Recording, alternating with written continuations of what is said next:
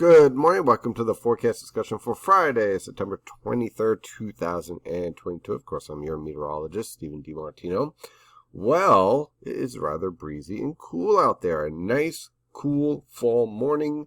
Winds are from the northwest at 10 to 20 miles per hour, and that's because of a strong pressure gradient between high pressure that's building into the region and Hurricane Fiona is out in the Atlantic that is about to become a very impressive storm for the Canadian Maritimes. It's also helping to enhance the transport of cool polar air into the region, leading to temperatures this morning in the lower to mid 40s over the northern interior, upper 40s to lower 50s in your suburbs, and lower to mid 50s in your urban areas, with that northwesterly wind giving a little bit of a bite as fresh, cool polar air builds into the region.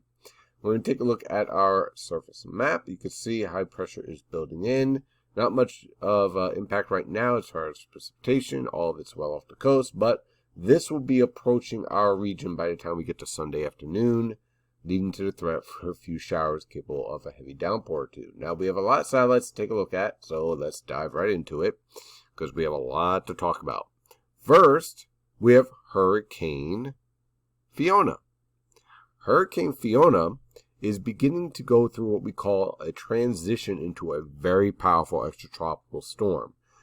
So we have the trough that moved through our region becoming what we call negatively tilted. You see this edge right here? See how it's starting to get really sharp like this? Okay, that's a sign that dry air is starting to punch into the southern side of the warm core circulation.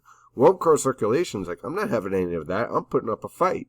So what you're going to see here is a real battle in this transition. It's going to intensify the storm, becoming a very, very powerful storm as it heads up towards the Canadian Maritimes. Why is this important? Because it influences our entire weather pattern from here on out. So this transition lifts northward. Cool air is pulled in towards our area. We have nice breezy conditions because our pressure gradient set up, and it's setting up the environment here for what we call high latitude blocking. Meanwhile, we have a nice trough that's starting to intensify out here in the plains that's going to get trapped by that high latitude blocking. Oh yeah, meanwhile, we have a tropical depression that has formed down here in the Caribbean, and it's starting to get its act together right now. Currently, it has influence of a shear outflow from Hurricane Fiona that's pulling away. Once that influence pulls away, the TD9 is likely to become a tropical depression, a tropical storm. That tropical storm will pass to the south of Jamaica, head towards Cuba. It's kind of tracking around a ridge, right? Now, once it gets towards about Florida, well, obviously we're going to have impacts on the Florida coast, but also it creates some issues when it comes to the pattern for us. And that is why we jump to the forecast. I'm going to discuss why that's very important so you understand the basic details here. Now let's walk through the forecast. So for today, breezy, cool, nice northwesterly wind around 10 to 20 miles per hour. Temperatures range from the mid to upper 50s over the interior, lower to mid 60s along the coast.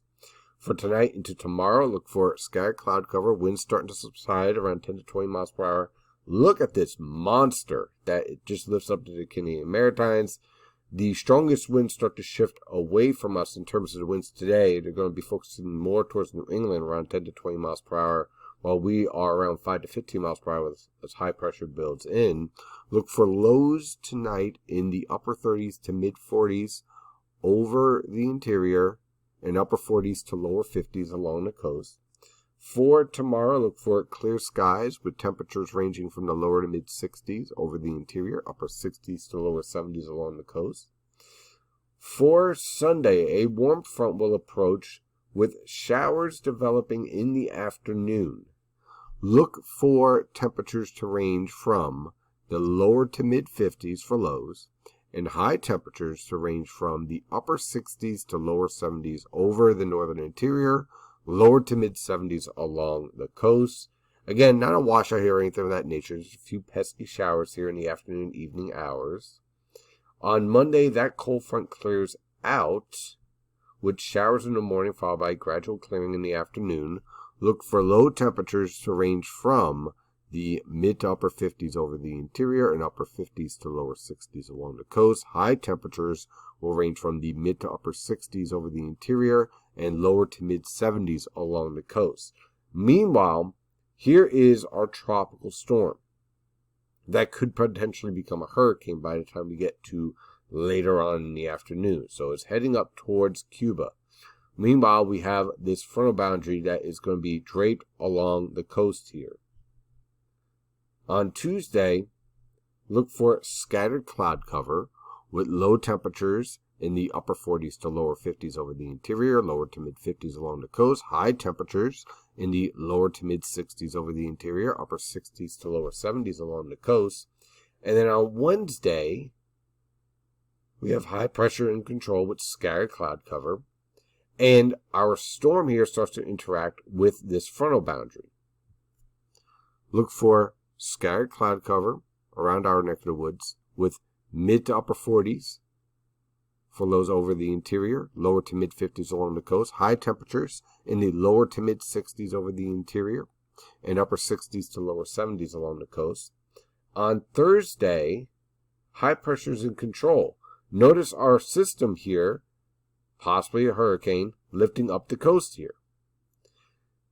High pressure will support tranquil conditions with low temperatures in the upper 40s to lower 50s over the interior, mid to upper 50s along the coast, high temperatures in the upper 50s to lower 60s over the interior, and mid to upper 60s along the coast. Now we get to next Friday, and I've walked you through this time period because of what you're seeing here. This is the worst case scenario, and I wanted to show you this to make you understand something here. This is a scenario where the timing of a trough and a forming of an upper level low right in here will influence the track of the storm. Most of the model guidance, the GFS and the ensemble guidance, does not support this scenario. It supports a scenario where the storm stays out here. So as a result, you end up in an environment where the storm remains out over the coast, and you end up with very heavy rainfall out here. So this scenario is not exactly correct. So right now I'm going with scattered cloud cover with temperatures on Friday ranging from the lower to mid 40s over the interior, upper 40s to mid 50s along the coast, and high temperatures ranging from the upper 50s to lower 60s over the interior, mid to upper 60s along the coast.